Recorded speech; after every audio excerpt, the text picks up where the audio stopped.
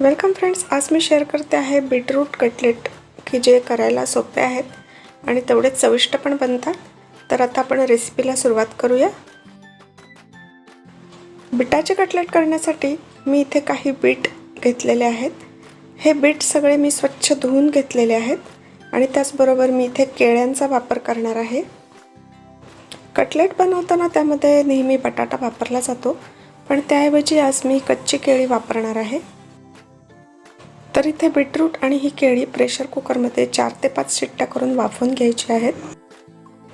इथे आता मी बीटाची साइडची देठ काढून घेतलेली आहेत आणि बीटाचे 2 ते 3 तुकडे करून घेते। तर यामध्ये बटाटा किंवा कच्चं केळं जे आहे ते आपण बाइंडिंगसाठी वापरणार आहोत।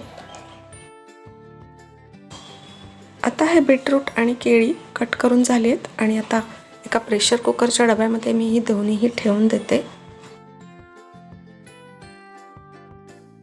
आता या केळी आणि बीटमध्ये व्यवस्थित पाणी घालून प्रेशर कुकरला मी 4 ते 5 शिट्ट्या करून घेणार आहे।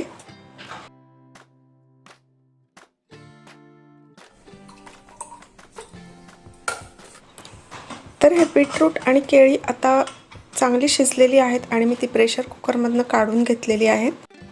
कच्ची केळी शिजवल्यानंतर मी त्याची सालं काढून घेतलेली आहेत आणि सालं अतिशय व्यवस्थित निघतात।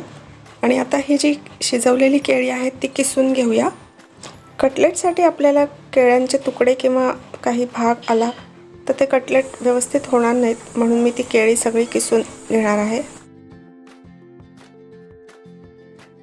आता ही किसलेली केळी मी एका बाउलमध्ये काढून घेते।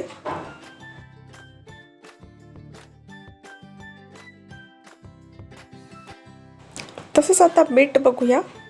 तर हे बीट आहेत ते मी कुकरमधून आता बाहेर काढते आहे। आता हे जे पाणी उरतं ते आपल्याला सूपमध्ये वापरता येईल किंवा काही भाज्या करताना वापरता येईल।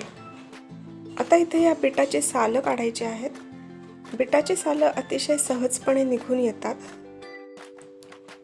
इथे मी सगळ्या बीटांची सालं काढलेली आहेत आणि आता हे बीट पण मी किसून घेते।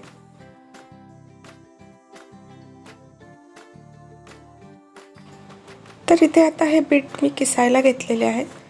बीट शिजले असल्यामुळे किसायला काही जास्त कष्ट पडत नाही, पटकन किसून होतात। तर फ्रेंड्स, इथे काय झालं आहे, माझी किसणी थोडी जाड असल्यामुळे बीटाचे जरासे मोठा मोठा किस पडला आहे। तर आता हे किसलेलं बीट पण मी पुन्हा मिक्सरमधून काढून घेतलंय, म्हणजे ते एकसारखं झालेलं आहे आणि आता ते मी किसलेल्या केळ्यांमध्ये मिक्स करते। तर इथे कच्च्या केळ्याचा किस आणि बीटाचा किस चांगला मिक्स करून घेऊया। आता याच्यामध्ये आपण सर्व मसाले घालून घ्यायचे आहेत। आता यामध्ये मी सुरुवातीला हिरवी पेस्ट घालते आहे। आलं, लसूण, हिरवी मिरची आणि कोथिंबीरीची पेस्ट मी बनवून ठेवलेली आहे। आता यामध्ये मी घालते आहे लाल मिरची पावडर, जिरे पावडर, धणे पावडर, गरम मसाला, मिरी पावडर। आता इथे मी पोह्याची पावडर मिक्स करते। जाड पोहे मी मिक्सरला बारीक करून त्याची पावडर बनवली आहे। अंदाजे मी 1 कप पोह्याची पावडर बनवली आहे आणि लागेल तशी मी पोह्या पावडर यामध्ये मिक्स करणार आहे। तर यामध्ये तुम्ही ब्रेड क्रम्स वापरले तरी चालेल, पण मी इथे आता पोहा पावडर वापरली आहे। चवीप्रमाणे मीठ आणि इथे मी डाळ्याची पावडर घालते आहे, म्हणजे चिवड्याला जे आपण डाळ वापरतो त्याची पावडर केली आहे ती घालते आहे। त्यानंतर आता थोडंसं लिंबू पिळून घेऊया। आता सर्व मसाले याच्यामध्ये घालून झालेले आहेत आणि आता ते मी हाताने सर्व मिश्रण एकसारखं करून घेते। इथे पोह्याच्या पावडरऐवजी ब्रेड क्रम्स तसंच डाळ्याच्या पावडरऐवजी भाजलेलं बेसन वापरलं तरी पण चालेल। आता हे मिश्रण मी 10 मिनिटांसाठी झाकून ठेवलं होतं की ज्यामुळे हे पोहा पावडर चांगली फुगून येते। तर आता हे मिश्रण चांगलं घट्ट झालंय आणि आता मी त्याचे कटलेट बनवायला घेते। त्यासाठी मी हाताला थोडंसं तेल लावून घेतलंय आणि हातावर एक एक बॉल घेऊन तो प्रेस करून घ्यायचा आहे। तर आता इथे एक कटलेट मी बनवला आहे अतिशय सुंदर झालेला आहे. तो एका प्लेटमध्ये ठेवून देऊया.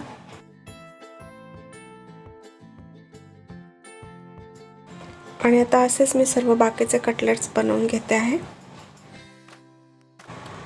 कटलेटचं जे मिश्रण आहे ते व्यवस्थित घट्ट पाहिजे, तरच ते कटलेट चांगले बनतात. आणि जर ते घट्ट नसेल तर त्यामध्ये तुम्ही लागेल तशी पोहा पावडर किंवा ब्रेड क्रम्स मिक्स करून घ्या आणि ते मिश्रण घट्ट बनवून घ्या, म्हणजे कटलेट्स अतिशय छान बनतात.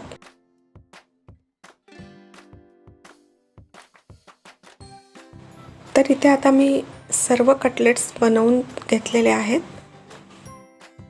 आता हे कटलेट शॅलो फ्राय करायचे आहेत, पण त्यासाठी मी आधी त्याला बारीक रव्यामध्ये कोट करून घेते. तर इथे एका प्लेटमध्ये मी बारीक रवा घेतला आहे आणि या बारीक रव्यामध्ये सर्व कटलेट व्यवस्थित घोळवून घेते आहे.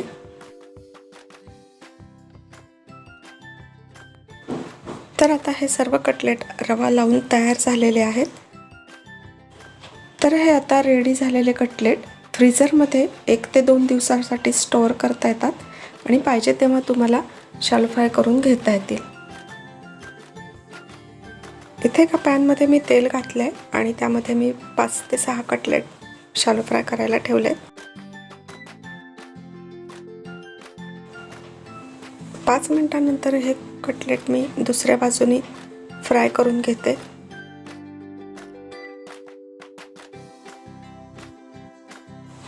हे कटलेट आपल्याला दोन्ही बाजूंनी चांगले ब्राऊन रंग येईपर्यंत भाजायचे आहेत.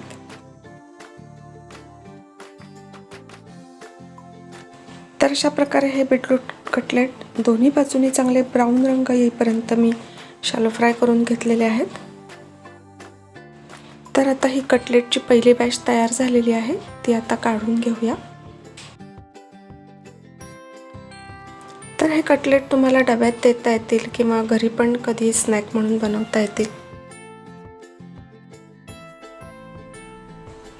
इथे आता दुसरी बॅच शॅलो फ्राय करायची आहे. त्यासाठी पॅनमध्ये मी तेल घातले आणि बाकीचे कटलेट त्यामध्ये आता मी ठेवते. हे कटलेट हाय टू मीडियम फ्लेमवरती आपल्याला भाजायचे आहेत.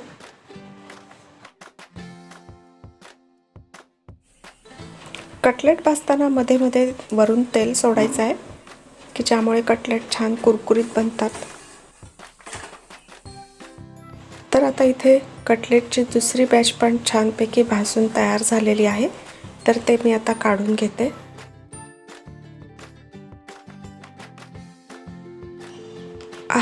तर हे असे मस्त असे बीटरूट कटलेट रेडी झालेले आहेत. आता ते सर्व करूया. इथे मी कटलेट सर्व केले आहेत टोमॅटो सॉस बरोबर, पण याच्याऐवजी तुम्हाला जर हिरवी चटणी आवडत असेल किंवा मेयोनीज याच्याबरोबर दिले तरी पण चालेल.